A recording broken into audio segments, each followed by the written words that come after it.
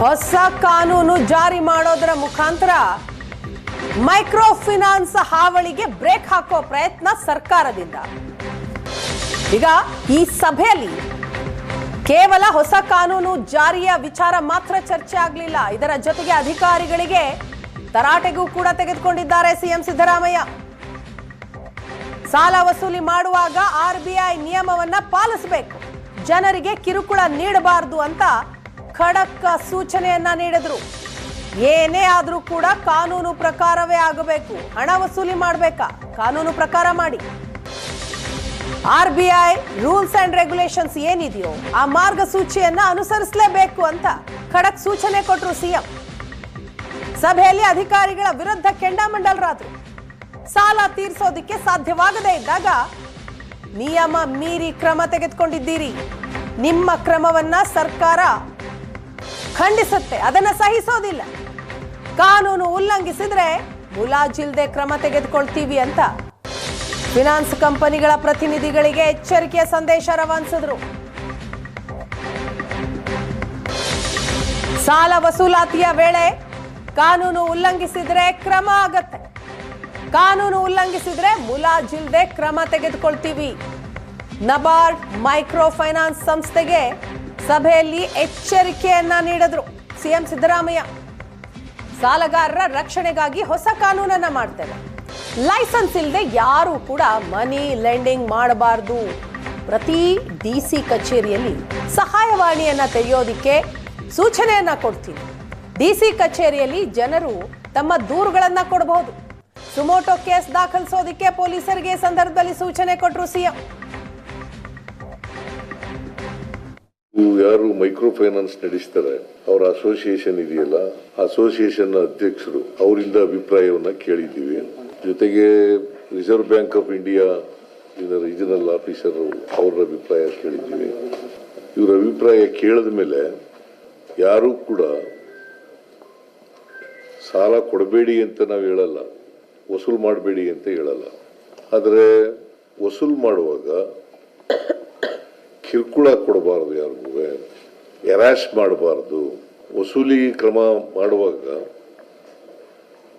Reserve ಬ್ಯಾಂಕ್ನ ನಿಯಮಗಳನ್ನು ಪಾಲನೆ ಮಾಡಬೇಕು. ಕಾನೂನು ಏನು ಹೇಳ್ತದೆ ಅದಕ್ಕಿಂತ ಹೆಚ್ಚಾಗಿ ಬಡ್ಡಿಯನ್ನು ವಸೂಲು ಮಾಡಬಾರದು, ನಂತರ ವಸೂಲಿಗೆ ಹೋಗಬಾರದು. ಆಮೇಲೆ ಔಟ್ಸೋರ್ಸಿಂಗ್ ಮಾಡಿ ವಸೂಲು ಮಾಡ್ತಕ್ಕಂಥ ಕ್ರಮವನ್ನು ವಿರೋಧ ಮಾಡಿದ್ದೀವಿ.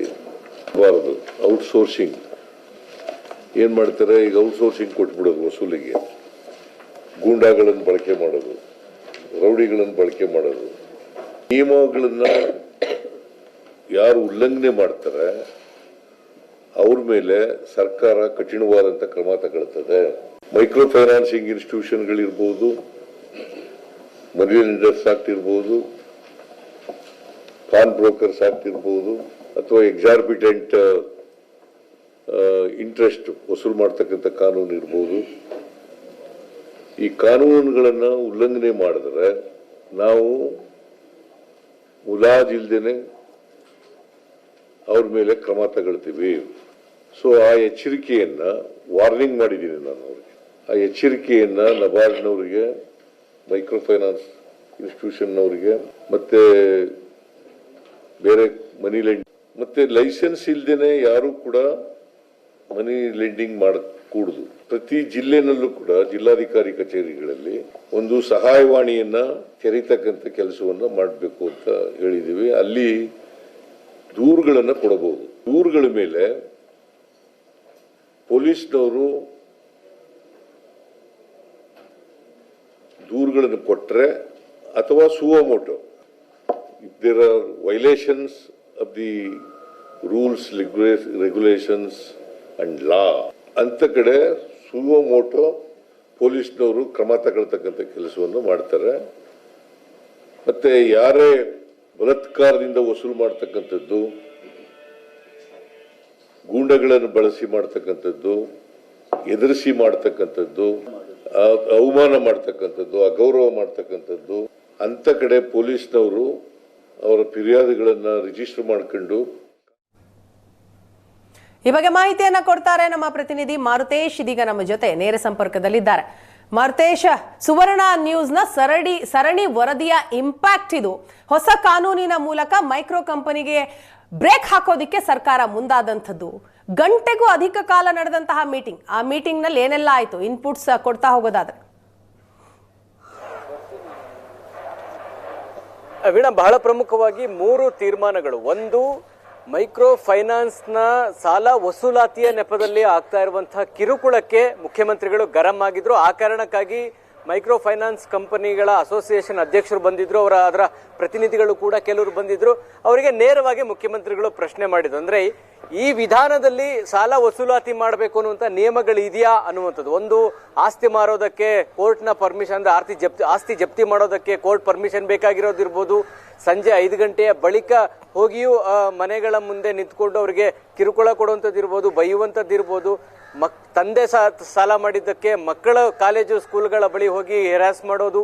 ಈ ತರದ ಹಲವು ಉದಾಹರಣೆಗಳನ್ನ ಮುಖ್ಯಮಂತ್ರಿಗಳು ಹೇಳೋದ್ರ ಮೂಲಕ ಆ ಎಲ್ಲ ಮೈಕ್ರೋ ಫೈನಾನ್ಸ್ನ ಪ್ರತಿನಿಧಿಗಳು ಜೊತೆಗೆ ಅಸೋಸಿಯೇಷನ್ ಅಧ್ಯಕ್ಷರಿಗೂ ಕೂಡ ಮುಖ್ಯಮಂತ್ರಿಗಳು ವಾರ್ ಮಾಡಿದ್ದಾರೆ. ಇನ್ನು ಮುಂದೆ ಈ ರೀತಿಯಾದಂತಹ ಕಿರುಕುಳಗಳು ಯಾವ ಕಾರಣಕ್ಕೂ ಕೂಡ ನಡಿಬಾರ್ದು. ಒಂದು ವೇಳೆ ಇದು ಮುಂದುವರೆದಿದ್ದೇ ಆದ್ರೆ ನೀವು ನಿಯಮ ಬಾಹಿರವಾಗಿ ಸಾಲ ವಸೂಲಿಗೆ ಮುಂದಾಗ್ತಿದ್ದೀರಾ ಅಂತ ಹೇಳಿ, ಅಂದ್ರೆ RBI ನಿಯಮಗಳನ್ನು ಮೀರಿ ಸಾಲ ವಸೂಲಾತಿಗೆ ಮುಂದಾಗ್ತಿದ್ದೀರಾ ಅಂತ ಹೇಳಿ ನಿಮ್ಮ ಮೇಲೆ ನಿರ್ದಾಕ್ಷಿಣ್ಯ ಕ್ರಮವನ್ನು ತೆಗೆದುಕೊಳ್ತೀವಿ ಅನ್ನುವಂತಹ ವಾರ್ನನ್ನ ಮಾಡಿದ್ರು. ಸೊ ಇದು ಒಂದು ಹಂತಕ್ಕೆ ಫೈನಾನ್ಸ್ ಕಂಪನಿಗಳಿಗೆ ಒಂದು ಬಿಸಿ ತಟ್ಟಿದ ಹಾಗಾಗಿದೆ. ಯಾಕಂದ್ರೆ ಮುಖ್ಯಮಂತ್ರಿಗಳೇ ನೇರವಾಗಿ ವಾರ್ ಮಾಡಿರೋದ್ರಿಂದ ಇನ್ನು ಮುಂದೆ ಈ ರೀತಿಯಿಂದ ಕಿರುಕುಳಗಳಿಗೆ ಬ್ರೇಕ್ ಬೀಳುವಂತದ್ದಿದೆ. ಇದು ಒಂದು ಕಡೆ ಒಂದು ವಾರ್ನಿಂಗ್ ಮಾಡಿರೋದು. ಇನ್ನೊಂದು ಪ್ರಮುಖವಾಗಿರುವಂತದ್ದು, ಈಗ ಯಾವುದೇ ಈ ರೀತಿಯಂತ ಕಿರುಕುಳ ಪ್ರಕರಣಗಳಿಗೆ ದೂರು ಕೊಟ್ಟಂತ ಸಂದರ್ಭದಲ್ಲಿ ಅದ್ರ ಮೇಲೆ ಕ್ರಮ ತೆಗೆದುಕೊಳ್ಳೋದಕ್ಕೆ ಪೊಲೀಸ್ ಇಲಾಖೆಗೆ ಸರಿಯಾದಂತಹ ಕಾನೂನುಗಳಿರಲಿಲ್ಲ. ಈಗಿರುವಂತಹ ಕಾನೂನುಗಳು ಸ್ಟ್ರಾಂಗ್ ಇಲ್ಲ ಅನ್ನುವಂಥದ್ದು ಕೂಡ ಮುಖ್ಯಮಂತ್ರಿಗಳಾಗಿ ಸಭೆಯಲ್ಲಿ ತಿಳಿಸಲಾಗಿದೆ. ಕಾನೂನು ಸಚಿವರು ಇದೇ ಆಯಾಮದಲ್ಲಿ ಮುಖ್ಯಮಂತ್ರಿಗಳಿಗೆ ಮನವರಿಕೆ ಮಾಡಿಕೊಟ್ರು. ನಮ್ಮಲ್ಲಿ ಇರುವಂತಹ ಕಾನೂನುಗಳು ಅಷ್ಟು ಬಿಗಿಯಾಗಿಲ್ಲ, ಪೊಲೀಸರಿಗೆ ಅಷ್ಟೊಂದು ಶಕ್ತಿ ಕೊಡುವಂತಹ ಕಾನೂನುಗಳಲ್ಲ. ಈ ರೀತಿ ಕಿರುಕುಳ ಆಗುವಂತದ್ದನ್ನ ಇದು ಗುರುತರವಾದಂತಹ ಅಪರಾಧವೇ ಅಲ್ಲ ಅನ್ನುವ ರೀತಿಯಾದಂತಹ ಕಾನೂನುಗಳಿದಾವೆ. ಹೀಗಾಗಿ ಹೊಸ ಕಾನೂನಿನ ಅಗತ್ಯತೆ ಬಗ್ಗೆ HK ಪಾಟೀಲ್ ಸಭೆಯಲ್ಲಿ ಮುಖ್ಯಮಂತ್ರಿಗಳಿಗೆ ತಿಳಿಸಿದ್ರು. ಹಾಗಾಗಿ ಒಂದು ಹೊಸ ಕಾನೂನನ್ನ ಆದಷ್ಟು ಬೇಗ ಸುಗ್ರೀವಾಜ್ಞೆಯ ಮೂಲಕವೇ ಮಾಡ್ತೀವಿ ಅಂತೇಳಿ ಮುಖ್ಯಮಂತ್ರಿಗಳು ಸುದ್ದಿಗೋಷ್ಠಿಯಲ್ಲಿ ಘೋಷಣೆ ಮಾಡಿದ್ರು. ಈಗ ಕಾನೂನು ಇಲಾಖೆ ಬಹುತೇಕ ಆ ಬಿಲ್ ಅನ್ನ ರೆಡಿ ಮಾಡಿದೆ. ಬಹುಶಃ ಮುಂದಿನ ಕ್ಯಾಬಿನೆಟ್ ನಲ್ಲಿ ಆ ಬಿಲ್ ಅನ್ನ ತೆಗೆದುಕೊಂಡು ಬರಲಾಗುತ್ತೆ. ಕ್ಯಾಬಿನೆಟ್ ನ ಅನುಮೋದನೆ ಆದ ಮೇಲೆ ಸುಗ್ರೀವಾಜ್ಞೆಯನ್ನ ಸರ್ಕಾರ ಹೊರಡಿಸುತ್ತೆ. ಅದಕ್ಕೂ ಜಾಸ್ತಿ ದಿವಸಗಳ ಏನೋ ಅವಶ್ಯಕತೆ ಇರೋದಿಲ್ಲ. ಬಹುಶಃ ಮುಂದಿನ ಕ್ಯಾಬಿನೆಟ್ ಅಷ್ಟೊತ್ತಿಗೆ ಬರಬಹುದು. ಇದರ ಜೊತೆಗೆ ಇನ್ನೂ ಒಂದು ಪ್ರಮುಖವಾದಂತಹ ಅಂಶ, ಕೇಂದ್ರ ಸರ್ಕಾರದ RBI ನ ಅಡಿಯಲ್ಲಿ ಈ ಮೈಕ್ರೋ ಫೈನಾನ್ಸ್ಗಳು ಎಲ್ಲ ಕಾರ್ಯನಿರ್ವಹಿಸ್ತವೆ. ಅದರ ನಿಯಂತ್ರಣಗಳೆಲ್ಲವೂ ಕೂಡ RBI ನ ಅಂಡರ್ ಅಲ್ಲೇ ಬರುತ್ತೆ. ಸೊ ಹಾಗಾಗಿ ಕೇಂದ್ರ ಸರ್ಕಾರಕ್ಕೂ ಕೂಡ, ಕೇವಲ ರಾಜ್ಯದ ಕಾನೂನುಗಳು ಮಾತ್ರ ಅಲ್ಲ, ಕೇಂದ್ರ ಸರ್ಕಾರಕ್ಕೂ ಕೂಡ ನಾವು ಪತ್ರ ಬರೆದು ಮನವಿಯನ್ನ ಮಾಡ್ತೀವಿ. ಅಂದ್ರೆ ಸಾಲ ವಸೂಲಾತಿ ನೆಪದಲ್ಲಿ ಆಗ್ತಾ ಇರುವಂತಹ ಕಿರುಕುಳಗಳು, ದೌರ್ಜನ್ಯಗಳಿಗೆ ಬ್ರೇಕ್ ಹಾಕಬೇಕು ಅಂದ್ರೆ ಕೇಂದ್ರದಲ್ಲೂ ಕೂಡ ಕೆಲ ಕಾನೂನಿನ ಅವಶ್ಯಕತೆಗಳಿದಾವೆ. ಆ ಒಂದು ಕಾನೂನನ್ನ ಜಾರಿಗೊಳಿಸಿ ಅನ್ನುವಂಥ ನಿಟ್ಟಿನಲ್ಲಿ ಕೇಂದ್ರದ ಮೇಲೂ ಕೂಡ ಒತ್ತಡ ಹಾಕ್ತೀವಿ ಅನ್ನುವಂಥ ತೀರ್ಮಾನವನ್ನ ಸಭೆಯಲ್ಲಿ ತೆಗೆದುಕೊಳ್ಳಲಾಯಿತು. ಈ 3 ಪ್ರಮುಖ ಅಂಶಗಳು ಬಹುಶಃ ಈಗ ಆಗ್ತಾ ಇರುವಂತಹ ಕಿರುಕುಳಗಳು, ಈಗ ಆಗ್ತಾ ಇರುವಂತಹ ಆತ್ಮಹತ್ಯೆಗಳು, ಈಗ ಜನ ಊರ್ ಬಿಡ್ತಾ ಇರುವಂತಹ ಘಟನೆಗಳಿರ್ಬೋದು, ಮಾಂಗಲ್ಯ ಸರವನ್ನ ಮಾರುವಂತ ಪರಿಸ್ಥಿತಿ ಇರ್ಬೋದು, ಕಿಡ್ನಿ ಮಾರ್ಕೊಳ್ತಾ ಇರುವಂತಹ ಪರಿಸ್ಥಿತಿಗಳಿರ್ಬೋದು, ಇಂತಹ ಹಲವು ಕಿರುಕುಳ ಪ್ರಕರಣಗಳಿಗೆ ಅಂತ್ಯ ಹಾಡುವಂತ ನಿಟ್ಟಿನಲ್ಲಿ ಸಭೆಯಲ್ಲಿ ತೀರ್ಮಾನಗಳಾಗಿದ್ದಾವೆ. ಇನ್ನೂ ಒಂದು ಪ್ರಮುಖವಾದಂತ ವಿಚಾರ ಅಂದ್ರೆ, ಈಗ ಸಾಕಷ್ಟು ಜನಕ್ಕೆ ಇದಕ್ಕೆ ದೂರು ಕೊಡ್ಬೇಕಾ ಬೇಡವಾ, ಎಲ್ಲಿ ಕೊಡ್ಬೇಕು ಅನ್ನುವಂತ ಗೊಂದಲಗಳಿದಾವೆ. ಪೊಲೀಸರು ಈ ದೂರುಗಳನ್ನ ಹೆಚ್ಚಾಗಿ ಸ್ವೀಕರಿಸಿಲ್ಲ ಅನ್ನುವಂತ ವರದಿಗಳನ್ನು ಕೂಡ SN ಸುವರ್ಣ ನ್ಯೂಸ್ ಅಲ್ಲಿ ತೋರಿಸಿದ್ವಿ. ಪೊಲೀಸರಿಗೆ ದೂರು ಕೊಡೋಕೆ ಹೋದಂತ ಸಂದರ್ಭದಲ್ಲಿ ಅವರು ದೂರು ಸ್ವೀಕಾರ ಮಾಡದೇ ಇರುವಂತಹ ಉದಾಹರಣೆಗಳು ಕೂಡ ಇದಾವೆ. ಅದನ್ನು ಕೂಡ ಪ್ರಸಾರ ಮಾಡಿದ್ವಿ. ಹೀಗಾಗಿ ಮುಖ್ಯಮಂತ್ರಿಗಳು ಪ್ರತಿ ಜಿಲ್ಲೆಯ ಜಿಲ್ಲಾಧಿಕಾರಿಗಳ ಕಚೇರಿಯಲ್ಲೂ ಕೂಡ ಸಹಾಯವಾಣಿಯನ್ನ ತೆರಿತೀವಿ. ಸಹಾಯವಾಣಿ ಮೂಲಕ, ದೂರವಾಣಿ ಮೂಲಕವೇ ಅವರು ಕಂಪ್ಲೇಂಟ್ ಅನ್ನ ಕೊಡಬಹುದು. ಜೊತೆಗೆ ಮಾಧ್ಯಮಗಳಲ್ಲಿ ಪ್ರಸಾರವಾಗಿರುವುದು, ಸೋಷಿಯಲ್ ಮೀಡಿಯಾಗಳಲ್ಲಿ ಕೆಲವು ವಿಚಾರಗಳ ಬಗ್ಗೆ, ತಮಗಾದಂತಹ ಕಿರುಕುಳದ ಬಗ್ಗೆ ಹೇಳ್ಕೊಳ್ಳೋದಿರ್ಬೋದು, ಇಂಥದ್ದು ಯಾವುದೇ ಗಮನಿಸಿದ್ರೆ ಪೊಲೀಸರು ಕೂಡ ಸುಮೋಟೋ ಕೇಸನ್ನ ಹಾಕೊಳ್ಬೇಕು ಅನ್ನುವಂತ ಸೂಚನೆಯನ್ನು ಕೂಡ ಸಭೆಯಲ್ಲಿ ಕೊಡಲಾಗಿದೆ. ಅಂದ್ರೆ ಎಲ್ಲ ಆಯಾಮದಲ್ಲೂ ಕೂಡ ಮೈಕ್ರೋ ಫೈನಾನ್ಸ್ ನ ಕಿರುಕುಳ ಆಗದ ರೀತಿಯಲ್ಲಿ ಸರ್ಕಾರ ತಡೆಯುವಂತ ಪ್ರಯತ್ನಕ್ಕೆ ಎಲ್ಲ ರೀತಿಯಲ್ಲೂ ಗಮನಿಸಬೇಕು. ಈಗ ಏನೇ ಕಾನೂನು ತಂದ್ರು, ಏನೇ ನಿರ್ಧಾರಗಳನ್ನ ಸರ್ಕಾರ ಮಾಡಿದ್ರು ಕೂಡ ಅದು ಅಷ್ಟೇ ಪರಿಣಾಮಕಾರಿಯಾಗಿ ಜಾರಿಗೆ ಬಂದಾಗ ಮಾತ್ರ ಎಲ್ಲವೂ ಕೂಡ ಸಕ್ಸಸ್ ಆಗುವಂಥದ್ದು. ಒಂದು ವೇಳೆ ಅಲ್ಲಲ್ಲಿ ಫೇಲ್ಯೂರ್ ಆದಂತಹ ಸಂದರ್ಭದಲ್ಲಿ ಏನ್ ಮಾಡಬೇಕು, ಅದು ಯಾರ ಜವಾಬ್ದಾರಿಯಾಗಿರುತ್ತೆ? DC ನೇ ಇದರ ಮುಂದಾಳತ್ವವನ್ನು ವಹಿಸಬೇಕಾಗುತ್ತಾ ಹೇಗೆ? ವೀಣಾ, ಬಹಳ ಪ್ರಮುಖವಾಗಿ ಯಾವುದೇ ಕಾನೂನು ಇದ್ರೆ ಅದರ ಎನ್ಫೋರ್ಸ್ ಮಾಡುವಂಥದ್ದು ಪೊಲೀಸ್ ಇಲಾಖೆ. ಕಾನೂನು ಇದೆ, ಅದನ್ನ ಬಳಸ್ಕೊಳ್ಳದೆ ಕಾನೂನನ್ನು ನಿರ್ಲಕ್ಷ್ಯ ಮಾಡುವಂಥದ್ದು ಏನಾದ್ರು ಇದ್ರೆ ಅದು ಪೊಲೀಸ್ ಇಲಾಖೆಯ ಹಂತದಲ್ಲೇ ಆಗಬೇಕು. ಯಾಕಂದ್ರೆ ಸಾಕಷ್ಟು ಜನ ದೂರು ಕೊಡಕ್ ಬಂದಾಗ ಪೊಲೀಸರು ದೂರು ತಗೊಂಡ್ಲಿಲ್ಲ ಅನ್ನುವಂತ ಗಂಭೀರವಾದಂತಹ ಆರೋಪ ಕೂಡ ಪೊಲೀಸರ ಮೇಲೆ ಇದೆ. ಹೀಗಾಗಿ ಈಗ ತರಲಿಕ್ಕೆ ಹೊರಟಿರುವಂತಹ ಹೊಸ ಕಾನೂನಿನಲ್ಲಿ ನಾನ್ ಬೇಲಬಲ್ ಇದೆ, ಜೊತೆಗೆ 3 ವರ್ಷ ಕಠಿಣ ಶಿಕ್ಷೆ ಇದೆ. ಇದರ ಜೊತೆಗೆ ಕಾಗ್ನಿಸಲ್ ಅಫೆನ್ಸ್ ಅಂದ್ರೆ ಇದು ಗುರುತರವಾದಂತ ಅಪರಾಧ, ಗುರುತಿಸಬಹುದಾದಂತ ಅಥವಾ ಕಾಣಬಹುದಾದಂತ ಅಪರಾಧ. ಹೀಗಾಗಿ ಈ 3 ಅಂಶಗಳನ್ನ ಹೊಸ ಕಾನೂನಿನಲ್ಲಿ ತರಲಾಗ್ತಾ ಇದೆ. ಈಗ ಪೊಲೀಸರಿಗೆ ಇದ್ದಂತ ಆತಂಕ ಏನು, ನಾವೇ ಯಾವುದೇ ರೀತಿಯಿಂದ FIR ಅನ್ನು ದಾಖಲು ಮಾಡೋದಿರ್ಬೋದು, ಯಾವುದೋ ಸೆಕ್ಷನ್ ಗಳನ್ನ ಹಾಕೋದಿರ್ಬೋದು, ನಾಳೆ ಇದನ್ನ ಫೈನಾನ್ಸ್ ಕಂಪನಿಗಳು ಕೋರ್ಟ್ ನಲ್ಲಿ ಚಾಲೆಂಜ್ ಮಾಡಿದ್ರೆ ನಮಗೆ ಹಿನ್ನಡೆ ಆಗುತ್ತೆ ಅನ್ನುವಂತ ಆತಂಕವೇ ಪೊಲೀಸರಿಗೆ ಇತ್ತು. ಆ ಕಾರಣಕ್ಕಾಗಿ ದೂರನ್ನ ಸರಿಯಾಗಿ ಸ್ವೀಕಾರ ಮಾಡ್ತಾ ಇರಲಿಲ್ಲ, FIR ಗಳು ಆಗ್ತಾ ಇರಲಿಲ್ಲ. ಈಗ ಹೊಸ ಕಾನೂನಿನ ಅಡಿ ಇದು ಕಾಗ್ನಿಸಬಲ್ ಅಫೆನ್ಸ್ ಜೊತೆಗೆ ನಾನ್ ಬೇಲಬಲ್ ಇದೆ. ಇದರ ಜೊತೆಗೆ 3 ವರ್ಷ ಕಠಿಣ ಶಿಕ್ಷೆ ಅನ್ನುವಂಥದ್ದನ್ನು ಕೂಡ ಈ ಹೊಸ ಕಾಯ್ದೆ ತರೋದಕ್ಕೆ ಏನು ಹೊರಟಿದ್ದಾರೆ ಅದರಲ್ಲಿ ಇನ್ಕ್ಲೂಡ್ ಮಾಡಬೇಕು ಅನ್ನುವಂಥದ್ದಿದೆ.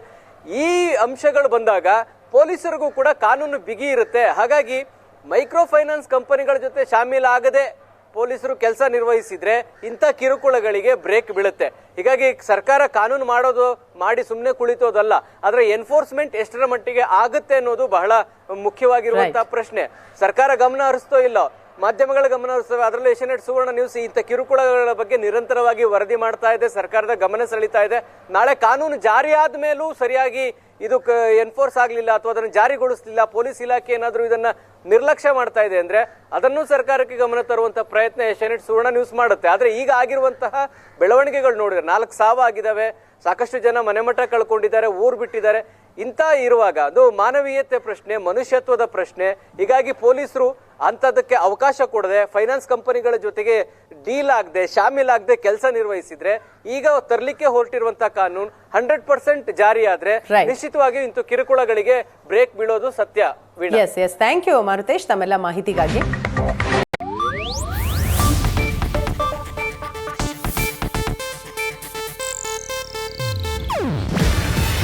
ಇದು ಏಷ್ಯಾನೆಟ್ ನ್ಯೂಸ್ ನೆಟ್ವರ್ಕ್ ಪ್ರಸ್ತುತಿ.